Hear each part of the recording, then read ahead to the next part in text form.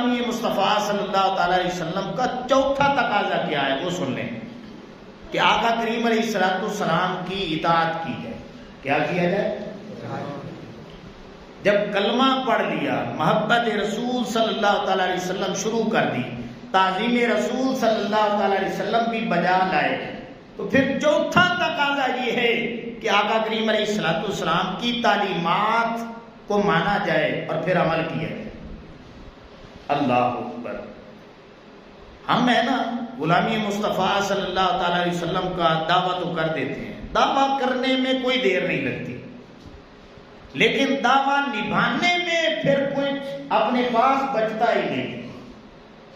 اب یہ اس انداز میں سمجھیں کہ سیدنا بلال حبشی رضی اللہ تعالیٰ عنہ جب غلامی مصطفیٰ صلی اللہ تعالی علیہ وسلم کا دعویٰ کر رہے تھے، کلمہ پڑھ رہے تھے، تو سیدنا بلال حبشی رضی اللہ تعالیٰ عنہ کا کچھ نہیں گیا. لیکن جب اس غلامی کو نبھانے کی باری آئی تو پھر سیدنا بلال حبشی رضی اللہ تعالیٰ عنہ کا کچھ بچا ہی نہیں. ادھر مارے ان کو سخت سے سخت دی جاتی ہیں، سخت سزائیں دی جاتی ہیں، پتھروں پہ لٹایا جاتا ہے، اور بلال حبشی رضی اللہ تعالیٰ عنہ پھر کیا کہتے ہیں، ہماری زبان میں کیا کہیں گے، وہ مارے کھا کے بھی یہی جواب دیتے تھے کہ آنے والی امت دیکھ لے، مارے کھا کے جو دعویٰ کیا تھا بلال حبشی رضی اللہ تعالیٰ عنہ اس غلامی کو کس انداز میں نبھا رہے ہیں. تو بلال حبشی رضی اللہ تعالیٰ عنہ کیا کہتے ہیں، پیغام دیتے ہیں کہ بڑی تسکین وابستہ ہے تیرے نام کے ساتھ، نیند کانٹوں پہ بھی آ جاتی ہے بڑے آرام کے ساتھ. کہ بلال حبشی رضی اللہ تعالیٰ عنہ مارے کھا کے بھی اب اس کلمے کو نہیں چھوڑنے والے، غلامی مصطفیٰ صلی اللہ علیہ وسلم کو نہیں چھوڑنے والے. اللہ اکبر. اور صحابہ کرام علیہم الرضوان کس انداز میں اطاعت کرتے تھے. اب ایک واقعہ سنیں کہ آقا کریم علیہ الصلوۃ والسلام خطاب فرما رہے ہیں، کچھ صحابہ کرام علیہم الرضوان اچانک کھڑے ہوئے. آقا کریم علیہ السلام نے دور سے آواز دی کہ اے میرے صحابہ کرام یہیں پہ بیٹھ جاؤ، یہیں پہ بیٹھ جاؤ. اب کیا ہوا، آواز تھوڑی سی اونچی تھی، جو قریب والے تھے نا گھر والے، اس گھر سے حضرت عبداللہ بن مسعود رضی اللہ تعالیٰ عنہ نکل رہے تھے، گھر سے نکل رہے تھے اپنے گھر سے. اب کیا ہوا، آواز کانوں میں پڑی کہ یہیں پہ بیٹھ جاؤ. حضرت عبداللہ بن مسعود رضی اللہ تعالیٰ عنہ کا ایک پاؤں گھر کے اندر ہے، ایک گلی میں، وہیں پہ بیٹھ جاتے ہیں. مجلس ختم ہوتی ہے، صحابہ کرام علیہم الرضوان آتے ہیں، ساری بات بتلاتے ہیں کہ آپ کو تو آقا کریم علیہ السلام نے کہا ہی نہیں. حضرت عبداللہ بن مسعود رضی اللہ تعالیٰ عنہ جواب دیتے ہیں، میرے بھائیوں، جس یار کے کہنے پہ بیٹھا تھا جب تک وہ یار نہیں اٹھائے گا عبداللہ بن مسعود یہیں سے نہیں اٹھے گا. میں نے یہاں سے نہیں اٹھنا جب تک کہ آقا کریم علیہ السلام کا حکم نہ ہو جائے. اللہ اکبر. اس حد تک آقا کریم علیہ السلام کی اطاعت کیا کرتے تھے. اللہ اکبر.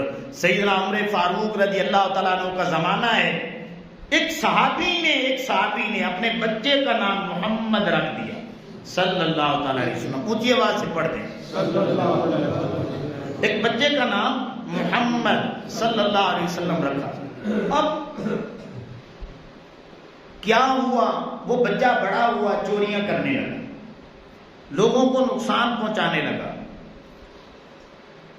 تو وہ بار بار نہ شکایات سیدنا عمر فاروق رضی اللہ تعالیٰ عنہ کے دربار میں آ جاتے.